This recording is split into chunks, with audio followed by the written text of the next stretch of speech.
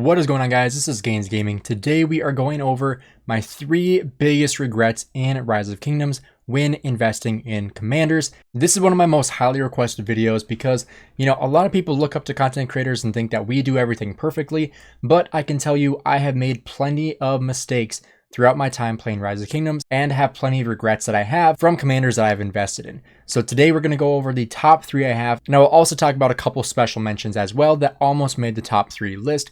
But the number 1 commander that I regret investing into is Cleopatra. Yes, you heard me right. Cleopatra. I invested gold heads into Cleopatra. This was back when I first started playing the game, when I had no intention of playing long term. I invested in Cleopatra because, like I said, I did not plan on playing the game long term. She was the first legendary commander that I had unlocked. And so I was like, oh, I have gold heads. I can get her first skill finished up. And so I put gold heads into Cleopatra. And unfortunately, I can't see how many I put into her because it says the cost will only be recorded for new commanders acquired after 7/28/2020, which I started playing in March of 2020. So I would have already unlocked her before 7/28. So I wish I knew how many Cleopatra heads I put in there, although I am pretty happy that I don't know how many heads I put into her because that'd be very depressing if I put like 100 gold heads into Cleo. That would be absolutely horrendous. The second commander that I regret putting gold heads into, I am very outspoken about this. This is Sargon. If I can find infantry, there it is. Sargon the Great. Now, Sargon had so much hype when he first got released into the game, and I thought he was going to be great because, he is definitely really, really good in one-on-one battles. And he is one of the main reasons why I am so outspoken about hating duels and how when new commanders come out, people will talk about it and make videos about how, oh my gosh, this commander beat Nevsky one-on-one. And it's like, okay, well, you're almost never going to be in that situation where you're doing a duel one-on-one, especially during KVK. That just doesn't happen. So Sargon the Great is a commander that you absolutely can use. And I do have him in like my top 3 infantry pairings when you are looking at the best infantry pairings to use in the game if you're an infantry main. But if you're just an average player, you are most likely not going to be using Sargon because his kit just isn't that amazing. Like, is he a top 5 infantry commander in the game? Potentially.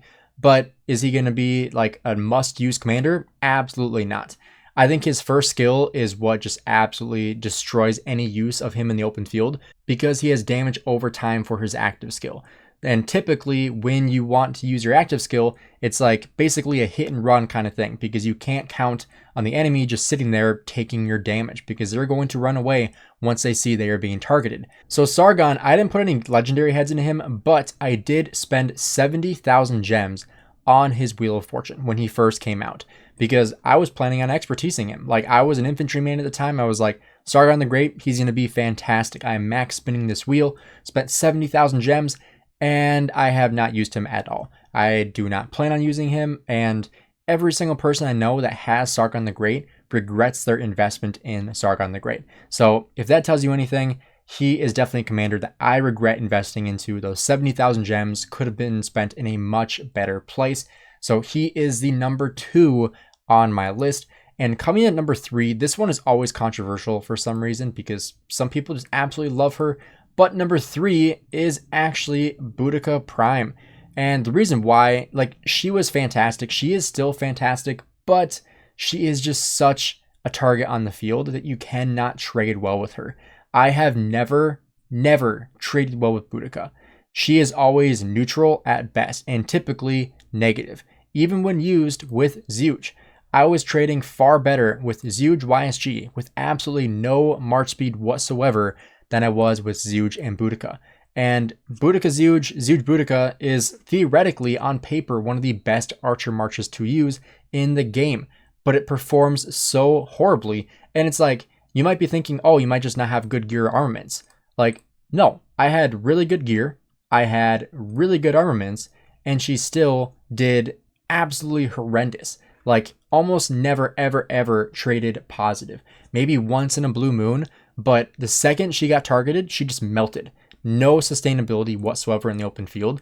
I am already trading substantially better with Zeuge and Herman. And like I said, I was trading better with Zeuge YSG. And that should tell you something. Like, the fact that I am trading that much better with Zeuge YSG, like, you shouldn't be trading that much better with Zeuge YSG. Yes, you have the double AoE, but Boudica Prime is theoretically one of the best commanders in the game. She's a prime commander. She should be one of the top commanders in the game, but she simply isn't, in my opinion.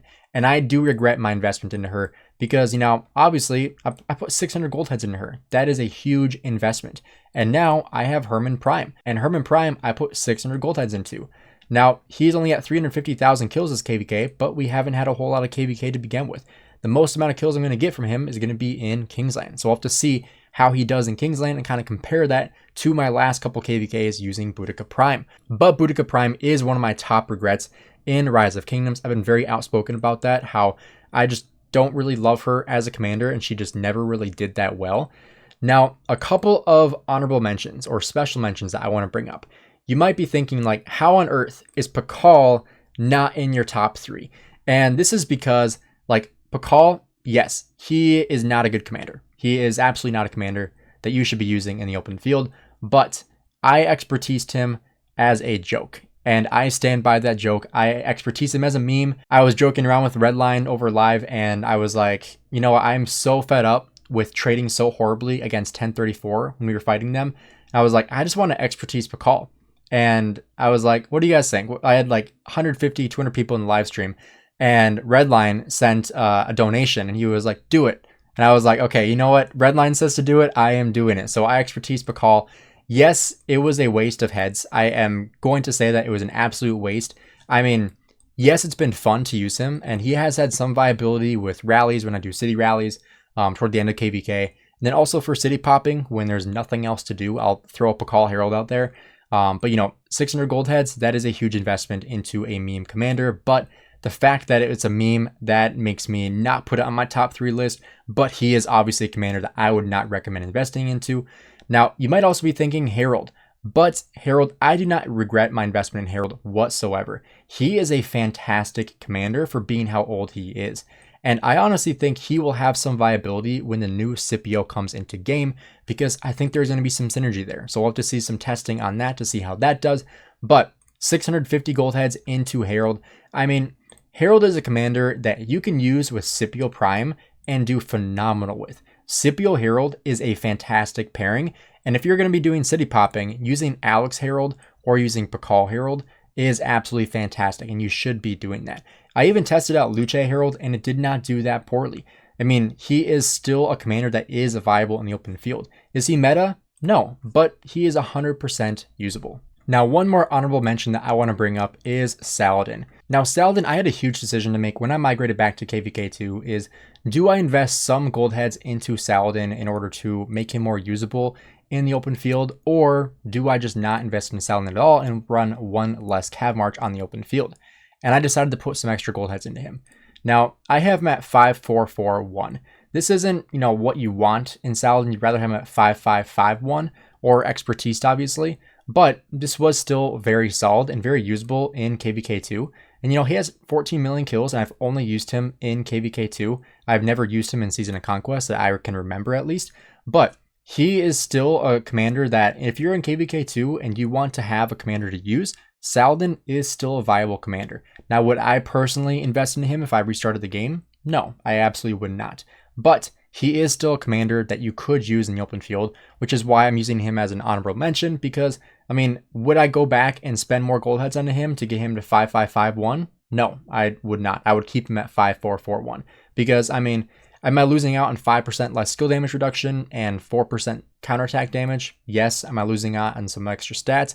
Yes. But is that really worth an extra, what would that be? Like an extra 100 gold heads? Absolutely not. I would not do that. So that is why Saladin kind of makes it on this list because, he is a commander you could invest into still, but I personally would not. And I have invested into him and I would not do it again. So that's why he kind of lands on this list.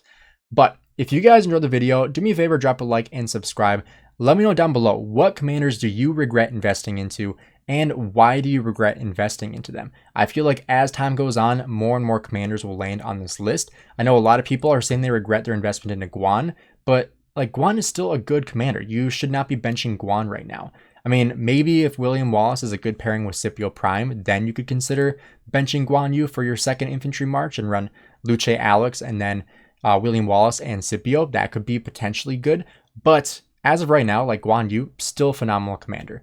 But let me know what you guys think down below, what commanders you guys regret investing into, and what you think about my list. If you have one that is worse than Cleopatra, please let me know. Make me feel a little bit better about myself investing into Cleo. But thank you guys for checking out the video and have a great rest of your day.